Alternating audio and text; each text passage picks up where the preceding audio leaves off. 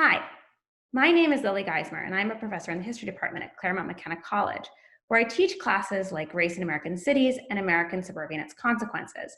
Today, I'm going to talk about redlining.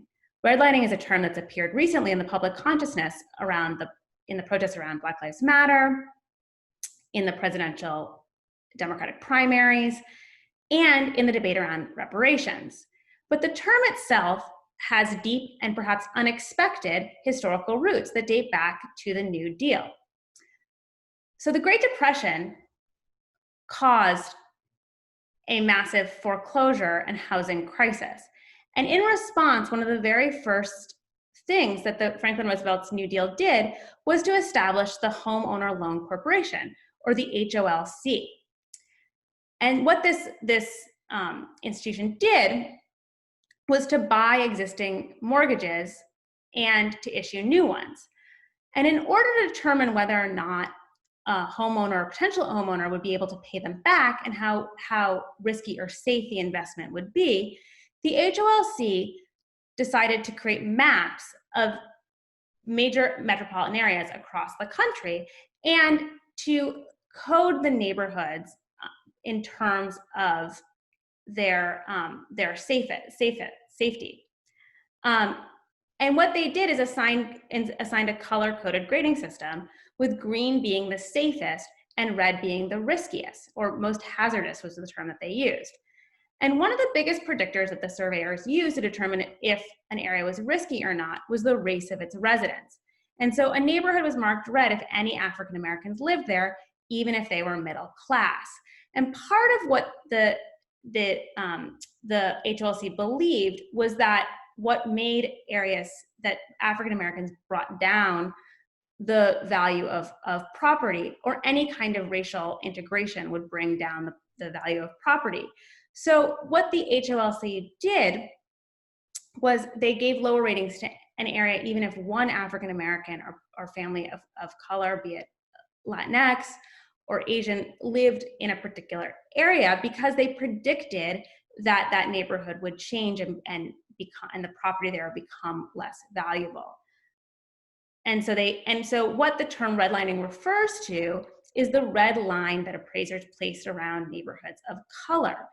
And these ratings and maps became adopted government-wide, especially and most importantly by the Federal Housing Administration and the Veterans Administration, which is who was in charge of the GI Bill, which gave very generous mortgages to soldiers returning from World War II.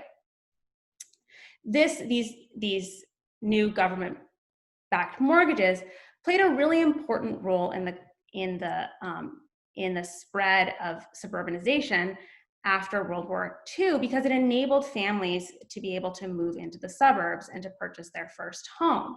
And so in many ways, suburbanization was a government-sponsored program to create a new white middle class.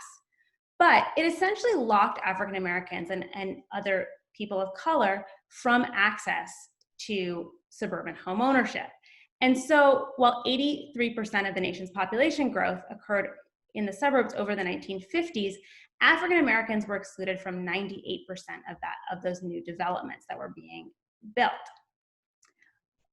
This is important in large part in hardening the lines of residential segregation and making the suburbs all white spaces and the cities spaces of people of color.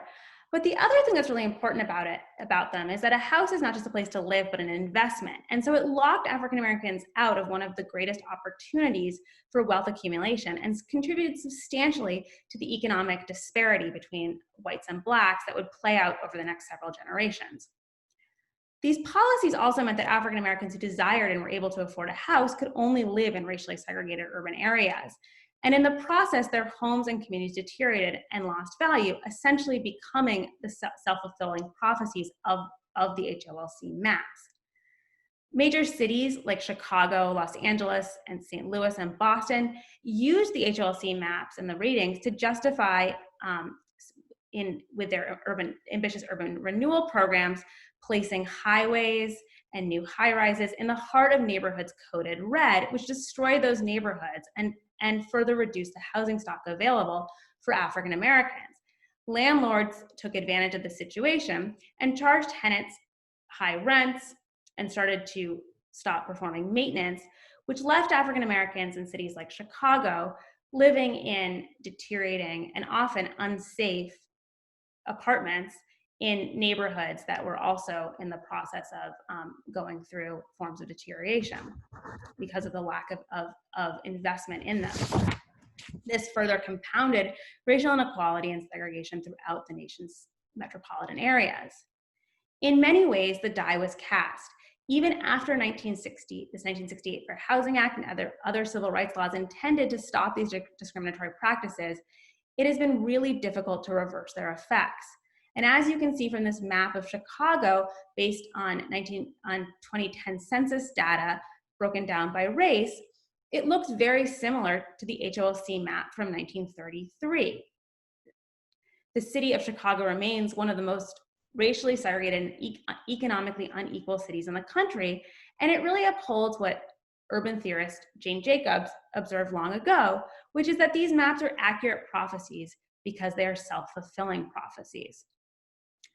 While the HOLC maps and redlining did not alone create racial segregation, they played a really pivotal role.